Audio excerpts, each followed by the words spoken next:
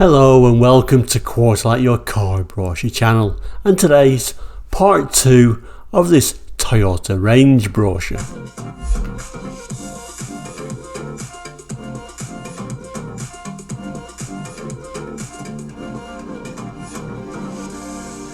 Welcome back, and Quarterlight, if you don't know, we're all about looking at car brochures here on YouTube, so maybe that might be something you'd be interested in. Maybe you might be interested in subscribing. I would really appreciate that. Anyway, this is part 2 of this 1981 range brochure. So if you didn't see part 1, I'll put a bit of a link up, I don't know, somewhere up there. Anyway, let's get straight on with it. We finished last week, on Monday, looking at the Toyota Carina. We're now up to the Celica, so let's have a look at that now. So this is where we ended up last week I keep saying last week, I mean Monday. Today's Wednesday. It's been a couple of days, but there we go. This is where we ended up on Monday, looking at the Toyota Carina estate. So the centre pages, as we turn the page, there we go, the Toyota Celica Coupe. So this would actually be the second generation. The second generation went from 77 to 81. There was both a coupe and a liftback. We'll start off with this coupe. You notice it's got these sort of like 4 square headlamps. That was a bit of a facelift in 79 when it changed from round to these square headlamps, and you can also see this one's got a bit of a chrome bumper on there as well. Quite an interesting design. When was the last time you saw a 1981 Celica?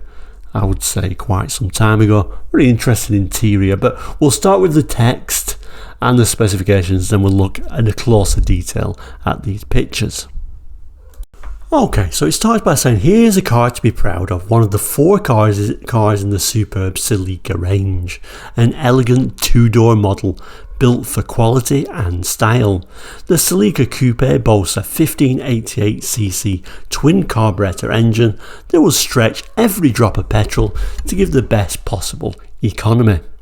Like the rest of the Celica family, it has performance and luxury options to meet the demand of the most discriminating driver. It makes driving what you like it to be, effortless and inexpensive, lively but economical, and combining the style you can see with the Toyota's world famous reliability. Quiet, good looking, smooth and luxurious, that's Celica. The coupe, like the rest of the family, has an impressive pedigree and comes with a battery of special features, like a 5-speed gearbox, FM push-button radio, halogen headlamps, remote-controlled door mirrors and safety warning lamps on the attractive control panel. And once you're on the move, you find high quality balance and exciting road holding qualities. Carefully designed aerodynamics give the coupe a slippery shape. That means better economy and relaxed high-speed cruising thanks to reduced wind noise. It's a type of car that makes driving a pleasure even on the long business trip, part of a well-groomed family that has proven itself not only in the tough and demanding world of international rallies, but in the hands of millions of demanding owners all over the world. See the style, drive the difference. Okay, and then we get to the specifications and the equipment. So yeah, we've got that 1588cc 4-cylinder engine, 86 bhp by the looks of it, manual 5-speed gearbox, 0 to 60 in 12 seconds, maximum speed of 102.7, which isn't too bad considering the size of the engine, and this is the early 80s.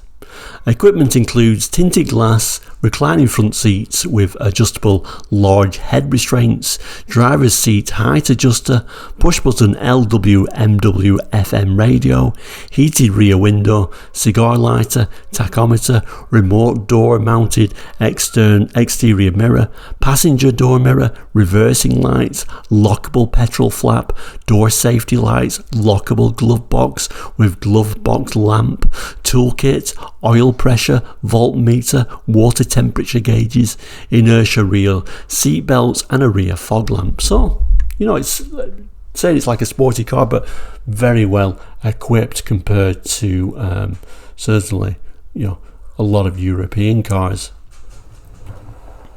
There is that interior. Looks very nice. I do like that dashboard. I do like that sort of walnuts dash. Looks quite nice overall. You can see the little steering wheel with Celica in the centre, and we've got 3 horn buttons along there. Also like this inbuilt radio that Toyota liked putting in at the time. Lots of gauges, as it mentioned earlier, and then you can just make out down here there's also another little Celica badge down there. And a closer look at the coupe. I always wonder with these car brochures who gets this car after they've finished with it. Obviously driving through all that water, a brand new car. Did they just go and sell it on a sales forecourt as a brand new vehicle after being driven through all this water? Who knows? We then get to the Celica liftback, the more practical one, obviously, although a very high lip. But it's nice to see how these rear lights were in 1981. A little bit of a nice look at the interior. Let's move straight in and have a look at that text. Okay, so it says at Toyota, we're not happy unless you're happy. But here's a threesome to make a smile to any motorist's face. So at the start, when it was saying there's 4 models, we looked at one, and this is kind of like the other 3, different specs basically. There are 3 liftback models in the Celica range, each with its own sparkling personality. However, one thing they do share is a standard of comfort and equipment worthy of more expensive cars. So the Celica ST liftback, like all the models, has a 1968cc overhead cam engine and sleek fastback 3-door body. It's the product of several years' evolution, the way most of the great classics cars have come about. Soundly engineered, easily maintained, well proportioned and balanced. The rear door opens onto a large carpeted luggage space, ideal for carrying the family luggage. Luxury, that's the word for the Celica XT liftback. With good looks that make good sense. It has velour upholstery and fabric headlining, making it feel very warm in winter and cool in summer. The driver's seat puts you in a complete control and will adjust into as many positions as there are drivers, allowing you to appreciate the road holding, good handling and supple ride.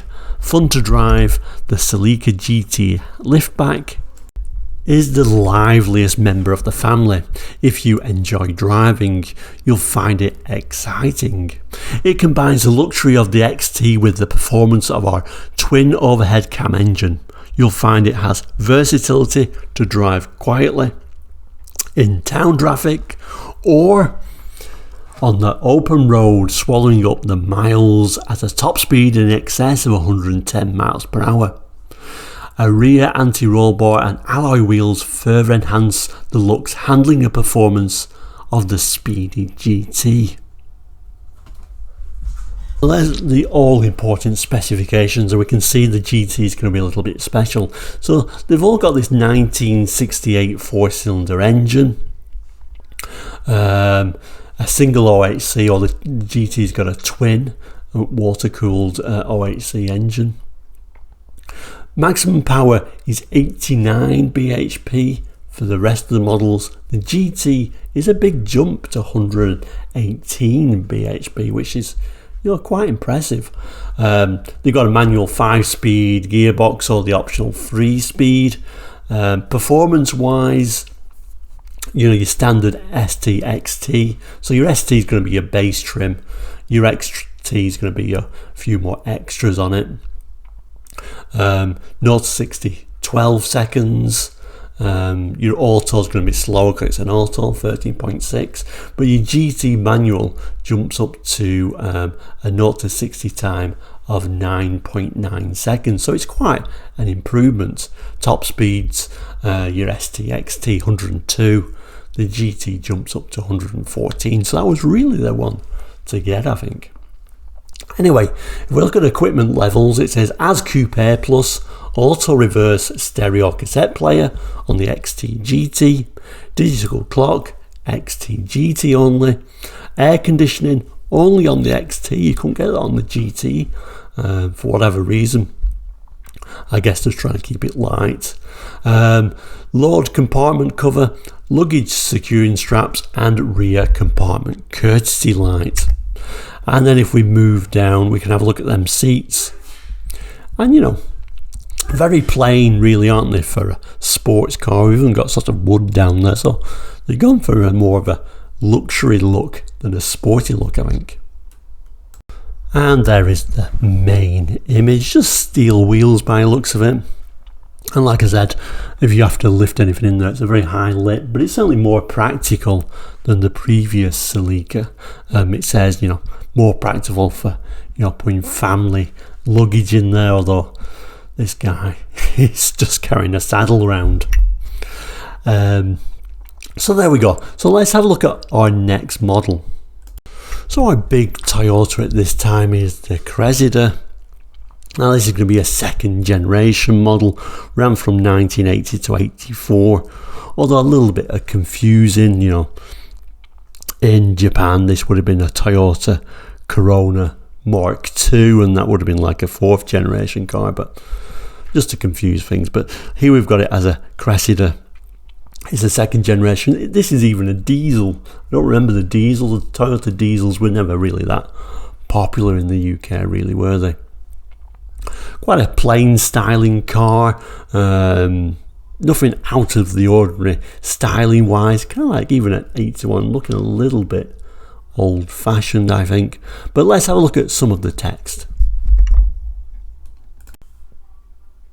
Okay, so it's telling us here the new Toyota Cressida range inherits the high standards of luxury, economy and reliability of the previous model. Entirely new is the Cressida DX diesel saloon, powered by our new 2.2 litre diesel engine, which coupled to its 5-speed gearbox gives unrivaled economy in the 2 litre class. The Cressida DX diesel also sets new standards of luxury and appointment. Inside there are fully reclining front seats with head restraints that adjust fore and aft for perfect comfort and safety. The driver's seat is adjustable for height and has a 3-position lumbar support built into the backrest. The back seat incorporates a centre armrest. All upholstery is in hard-wearing knit fabric, and door-to-door colour-coordinated carpeting completes the picture. An LW, MW, FM push-button radio with an electrically operated aerial is standard. All controls fall ready to hand and instruments are arranged clearly in one panel, with warning lamps to alert the driver to prevent potential dangers, including low brake fluid and open doors. There is an internal release for the fuel cap, a remote control door mirror and a passenger door mirror, child-proof rear door locks, illuminated ignition switch, a bi-level heating system. The list is almost endless. On the road, McPherson strut front suspension, coil-sprung live rear axle with 4-link location enables the Cressida DX diesel to absorb the worst road conditions.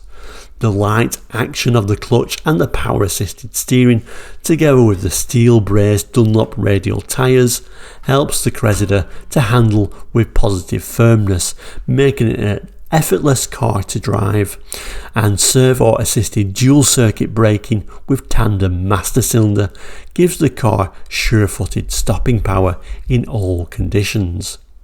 Longevity and ease of maintenance is a hallmark of the new Cressida DX diesel, a dream car quality with economy at an everyday price. And then we've got the specifications. So it's a 2188cc 4-cylinder diesel, 66 bhp, manual 5-speed, maximum speed 93.2 and 0 to 60 19.2, so it certainly wasn't a fast car. And when we look at the fuel economy figures, nothing incredible really, is it? I guess at a constant 56, 39.7 really doesn't stand out, does it? So that's a little bit confusing. So I don't think I would be that tempted really to sacrifice them speeds for them not much gain in fuel economy really. And in the first episode we was talking about, we've got this Morris Marina, we're looking to trade it in for a more reliable vehicle. I'm not sure this would have been the one to go for. But equipment includes cloth upholstery, tinted glass, remote control door mirrors, passenger door mirror, reclining front seats, driver seat height and lumbar support adjusters, inertia rear seat belts, centre console, push button LW MW FM radio with electric aerial, remote fuel flap opener, bi-level heater, demister, illuminated entry system, quartz clock, cigar lighter, hazard flashers, reversing lights, boot lamp, low brake fluid, low fuel, door open, handbrake, warning lamps. Interior wise, nothing to write home about. Yeah, we've got that rear armrest, which is nice. We've got head restraints up front, but a pretty dull interior, I think. And there we go, another look of the exterior. So we've also got this, the Cressida GL, and what a great car. I'm sure that might be a car that our Morris Marina owner might aspire to own. I'm not sure he would jump up to such a large car, but there it is. Love this colour actually. It really suits the car, and nothing special interior wise, but I'm sure everything works fantastically. Let's have a look at some of the equipment levels because we are moving up to the GL now. So there it is, the Cressida GL Saloon is the ultimate luxury car in the new Cressida lineup. It is fitted with our new 21R 2-litre single overhead camshaft petrol engine, giving 100 miles per hour performance with a 5-speed manual or a 3-speed auto. The large seats with individual adjustable head restraints front and back are trimmed in soft moquette, giving armchair comfort. There is cloth roof lining, an electrically operated sunroof with its controls mounted in the roof console next to the individual reading lamp. So there's just an indication in 1981 that was quite a luxury car to have an electrically operated sunroof. The windows are electrically operated with master switches in the driver's armrest console, as well as individual switches on each armrest. An impressive LW MW FM multiplex stereo radio with auto reverse stereo cassette deck is standard, as are the 4 built-in speakers with superlative sound quality. The Cressida GL is fitted with a rev counter, digital clock, headlamp washers and impressive range of warning lamps incorporated into the dash. Other standard extras are shared with the Cressida DX diesel. The GL's aluminum spoked wheels are fitted with radial tyres for sure-footed road holding, and the rack and pinion steering is light and precise. There is a wide choice of colours available, including metallic finishes, and in addition to our normal rust proofing process, the underside of the front wheel arches are protected by plastic liners. The Cressida GL, a car to be proud of. So it certainly sounds a nice car, on paper at least. Specifications, that 1972 petrol engine, 5-speed manual, 3-speed auto, maximum speed 103 and 0-60 of 11.5 for the manual. Fuel economy, like I say, it's not that much different from that diesel, is it? So that's a little bit strange. And there's a look at some of the equipment levels. Like I say, a lot of that is what I've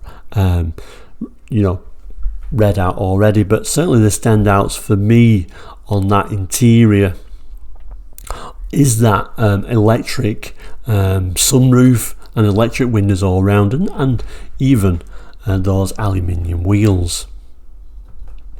Interior, like I say, it doesn't look much, but it's well equipped. This one being, of course, the automatic. The steering wheel different from the rest of the Toyota range.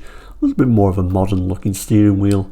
Horns either side, Cressida badge to one side of the steering wheel. And then one more look at the GL. You can just about make out those unusual wheels. You just about make out those little washers for the headlamps. And the last model of the Cressida range in 81, the Practical Estate. We're back to being a DX now, so a lower spec model, so back to steel wheels. I do like these mirrors though, these sort of like chrome styled mirrors, one on each side. Yes, your passenger gets a mirror here as well, even on this basic model, but like I say, Toyotas, they like putting 2 mirrors on the Estates for some reason. I don't know why they made that a difference, I'm not sure. So yeah, a very practical car. We're not going to read all the text on this because a lot of it's repeating, because we're back to the DX again, but let's zoom in on the specifications.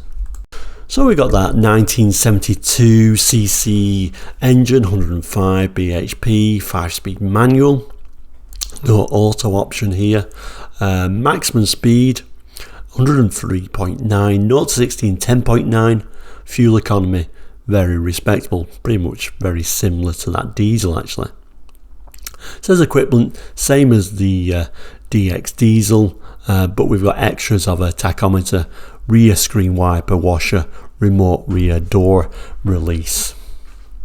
And if we look at the interior, I don't know about you, but I kind of prefer this brown interior. Kind of lightens the cabin up a little bit, so that GL top of the range in this coloured interior might look a little bit more special. A couple of unusual things on this. We haven't got an incorporated radio anymore, it's just a normal slot-in radio.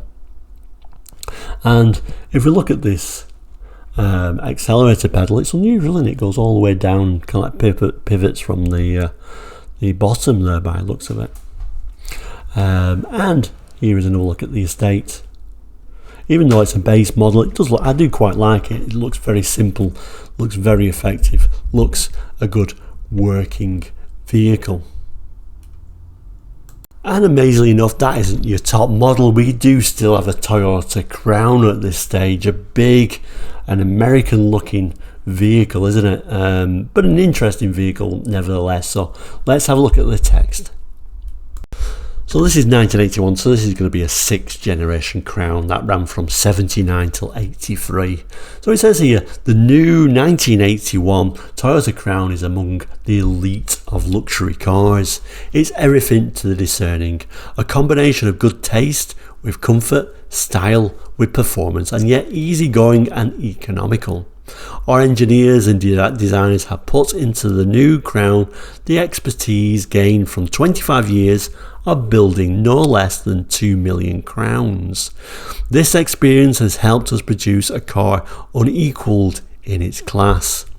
Smooth, clean styling reflects the elegance and good taste you would expect in a luxury car. And the new Crown incorporates high-speed stability to allow you to make full use of a powerful 2.8 litre electronically fuel-injected power unit. Outside, it's elegant but unfussy with full body protection, low-profile Dunlop steel-braced radial tyres for better handling, rear fog lamp and 4 halogen headlamps. Inside, your every whim in terms of comfort and space is answered for. A full 5-speaker saloon with luxurious upholstery and efficient insulation that makes it one of the quietest cars you will ever travel in. Electronically operated windows, variable assistance power steering, central locking, easy to read instrument panel with controls just where you want them. A superlative stereo cassette player and radio with a complete air conditioning system are all fitted as standard. Front and rear seats are completely new design, and if you like to work in your car, you'll find the back seats as comfortable as any office, with your own lighting, air conditioning and radio controls at hand.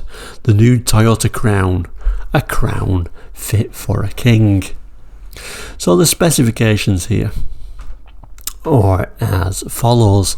So we've got that 2759cc 6-cylinder engine now, 145 bhp, 3-speed automatic looks like your only option.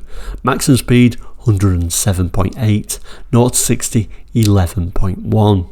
Fuel economy figures, maybe we'll gloss over them, they're not fantastic, are they? But the equipment levels really are. I'm not going to read all the equipment levels today because really there is so much there, but if you do want to pause the screen, certainly you can read the vast amount of standard equipment on the Toyota Crown. Interior wise, it's a little plain, it's a little bit old fashioned, but the seats look very nice. We've got wood, we've got, like I say, all that equipment, and we've got an automatic transmission as being your only option. Unusual little steering wheel with this sort of like crown in the centre of it. But overall, a nice looking car, if a little bit, certainly looking a little bit old fashioned, a little bit Americanised, I guess, but it's quite the car, wasn't it? Don't remember too many of them on British roads, I must admit. So that comes to the end of the brochure, and as we've been made up this guy who's got his Morris Marina, it's aging, he wants to trade it in. What model would he go for? Well, I'm kind of thinking he'd probably go for a Carina.